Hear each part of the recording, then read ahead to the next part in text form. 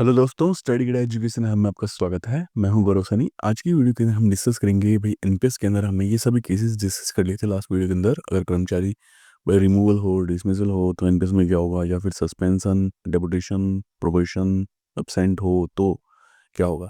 ये सारे जो लेटर्स थे एनपीएस से रिलेटेड थे 13 2025, अभी 2025 के अंदर ये सब लेटर आए थे, तो ये सब हमने डिस्कस कर लिए थे।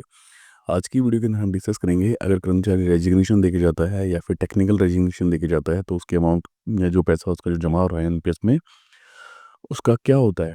ठीक है, ये सारी बातें आज की वीडियो के अंदर हम डिस्कस करेंगे। इससे पहले एनपीएस से रिलेटेड अगर आप एनपीएस में अकाउंट खोलना चाहते हो, एनपीएस में पहली बार लॉगिन करना चाहते हो, कैसे लॉगिन होगा, देन इसके बाद में अगर मोबाइल नंबर चेंज करना हो या फिर आपको नॉमिनीज फैमिली डिटेल्स चेंज करनी हो और या फिर आपको अकाउंट नंबर चेंज करना हो, तो ये सारी डिटेल्स पे हमने वीडियोस बना रखे हैं। फंड मैनेजर चेंज करना हो, कौन सा फंड मैनेजर सबसे बेस्ट है एंड कौन सबसे अच्छा रिटर्न देता है, तो एनपीएस पे हमने लगभग सभी टॉपिक कवर कर रखे हैं। कृपया करके एनपीएस की प्लेलिस्ट में जाइए एंड ये सारी वीडियोस आप आराम से देख सकते हैं। बहुत इंपॉर्टेंट वीडियोस हैं, ये सब आपको देखना चाहिए। देन एनपीएस कैलकुलेटर पे एंड 1 अप्रैल 2025 से भाई आपको एनपीएस या यूपीएस में रहना है तो वो कंपैरिजन तो चैनल को सब्सक्राइब करना बिल्कुल भी ना भूलें, क्योंकि इस चैनल पे आपको सारे इंपॉर्टेंट वीडियोस हैं वो आपको ज़रूर मिलेंगी। ठीक, अब हम आगे बढ़ते हैं और वो देखते हैं कि रेजिग्नेशन एंड टेक्निकल रेजिग्नेशन के केस में क्या होगा।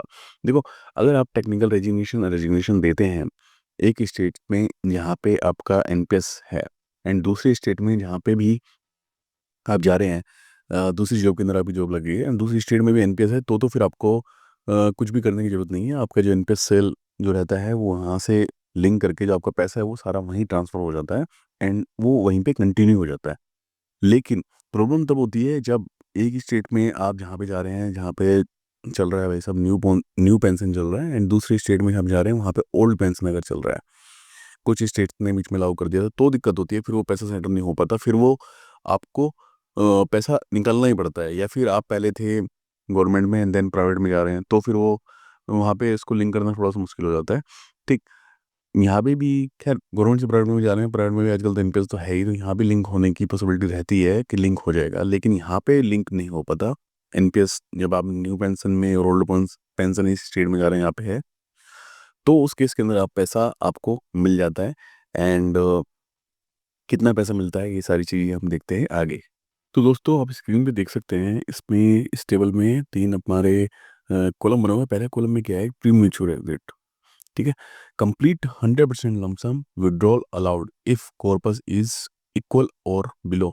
अगर 2.5 लाख से बिलो है तो फिर आपको कंप्लीट 100% आपको लमसम जो अमाउंट है वो आपका मिल जाता है। लेकिन अगर 2.5 लाख से ज़्यादा आपका पैसा जमा है, सपोज आप वहाँ जॉब कर रहे हैं एंड आपका जो पैसा है वो ज़्यादा जमा हो गया है, 2.5 लाख से ज़्यादा जमा हो गया है और अब आप टेक्निकल रेजिग्नेशन यहाँ देके जा रहे हैं, रेजिग्नेशन देके जा रहे हैं, तो फिर आपको क्या होगा, 80% जो पैसा है वो आपका, उसके ऊपर आपकी पेंशन बनेगी, एन्युटी बनेगी एंड वो आपको चूज़ करना होगा सब्सक्राइबर कौन से, एंड 20% जो बैलेंस है वो आपको मिल जाएगा। इसका हम फॉर्म देखेंगे कि कौन सा फॉर्म आपको ये भर के देना पड़ेगा एंड उसमें क्या क्या डिटेल्स है ना, वो हम आगे देखेंगे।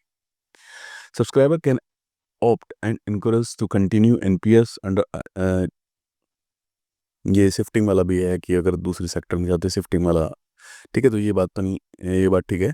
तो ये गवर्नमेंट सेक्टर के लिए हमारी पहली बात ही होगी। अगर नॉर्मल एग्जिट करते हैं तो उसमें क्या होता है, देखो अगर 5 लाख तक है, अगर आपके पास पैसा, आपकी जॉब इतनी कम हुई है, आपको 5 लाख इकट्ठे हुए हैं और नॉर्मल यानी कि सिंपली आप 60 साल के हो गए हैं और फिर आप रिटायर्ड होते हैं, तो फिर क्या होता है, 5 लाख है तो आपका 100% मिल जाएगा। लेकिन 5 लाख से कम है तो 40% पे आपकी एन्युटी मिल जाएगी, 60% का लमसम आपको मिल जाएगा।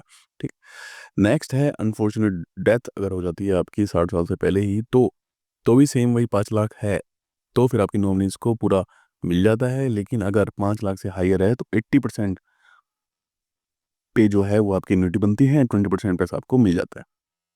ठीक है, 3 केस है, तो ये वाला केस हम देख रहे थे एंड इसके अंदर कौन सा फॉर्म है, वो फॉर्म मुझे नया तो मिल नहीं रहा था कि 2.5 लाख वाला। इसके अंदर पहले अमाउंट क्या थी, 1 लाख थी, तो वो वाला अमाउंट है उसके अंदर। ठीक है, तो अब वो वाला फॉर्म देखते हैं कौन सा फॉर्म है, जो फॉर्म आपके भर के आपको ऑफिस में देना पड़ेगा सेटलमेंट में या फिर एनपीएस सेल के अंदर पैसा, वो फॉर्म भर के आपको देना पड़ेगा एंड आपको एक एप्लीकेशन देनी पड़ेगी कि भाई मैं रेजिग्नेशन टैगलाइन दे दिया है एंड पैसा मैंने यहाँ पे अटका हुआ है, तो कृपया करके पैसा रिलीज करने की कृपा करें। ठीक, तो ये एप्लीकेशन हम फॉर्म अब देख लेते हैं कि फॉर्म के अंदर क्या क्या चीज़ें लिखी हुई है। ठीक है, आइए चलते हैं फॉर्म वाली विंडो पे। तो दोस्तों ये है अपना फॉर्म एनपीएस का, exit from national pension system due to premature exit. ठीक, यहाँ पे भाई आपकी फ़ोटो आ जाएगी, देन उसके बाद में आपका नाम आ जाएगा एंड ऑर्गेनाइजेशन का नाम आ जाएगा एंड प्रान नंबर आ जाएगा, आपका फुल नेम आ जाएगा। ये सारी चीज़ें यहाँ पर आराम से फिल कर सकते हैं, इसमें कुछ भी ऐसी कुछ डिटेल्स नहीं है। यहाँ पे आपकी बैंक की डिटेल आ जाएगी भाई, बैंक अकाउंट नंबर क्या है आपका, ब्रांच नेम क्या है, ऐसी कोड क्या है। देन देखो ये लिखा हुआ है यहाँ पे, अब यहाँ पे क्या है, अमाउंट 1 लाख लिखा हुआ है, यहाँ पे आप 2.5 लिख सकते हैं। 2.5 है इसके अंदर फिलहाल तो इसमें क्या लिखा हुआ है, would you like to full amount. अगर भाई आपका कम है तो आप फुल अमाउंट ही करना चाहेंगे तो इसमें यस कर देना, फिर नीचे वाला जो हिस्सा है वो आप ब्लैंक छोड़ देंगे।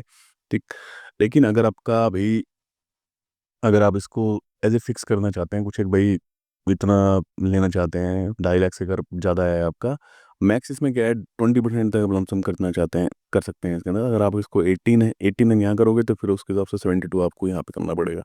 ठीक, तो 1882 हो जाएगा फिर ये, लेकिन उसके अंदर मिनिमम क्या है 82 है। हाँ तो ठीक है, ये हो जाएगा। तो इस तरीके से आप इसको कर सकते हैं यहाँ पे, अगर आपका ज़्यादा पैसा है 2.5 लाख से ज़्यादा तो। अभी एन्युइटी वाला है, देखो इसके अंदर आपको चूज़ करना पड़ेगा कहाँ से आप, अगर आपका पैसा 2.5 लाख से ज़्यादा है तो आपको चूज़ करना पड़ेगा जिसमें आपको 20% पैसा मिल रहा है और 80% पे एन्युटी बन रही है, तो वहाँ पे आपको चूज़ करना पड़ेगा किससे आप पेंशन लेना चाहेंगी। अब इसमें क्या है, हर किसी को एक एज दे रखी है कि इस एज बार वाले ही इनमें से किसी को चूज़ कर सकते हैं। तो वहाँ नीचे देखो, नीचे नीचे इस फॉर्म के अंदर आपको हर किसी के लिए एज दे रखी है। देखो यार, एचडीएफसी अगर आपकी मिनिमम एज 20 है तो आप कितने भी अमाउंट हो तो आप इसको चूज़ कर सकते हैं। तो एचडीएफसी आप आराम से चूज़ कर सकते हैं। आईसीआईसीआई चूज़ कर सकते हैं 30, तो उसका ना मिनिमम वाला मुझे एक दिख रहा है। तो एसबीआई लाइफ इंश्योरेंस कर सकते हैं, 50,000 तो मिनिमम होगा ही आपके पास, तो ये आराम से चूज़ कर सकते हैं। ये इन अमाउंट वाले चूज़ कर सकते हैं।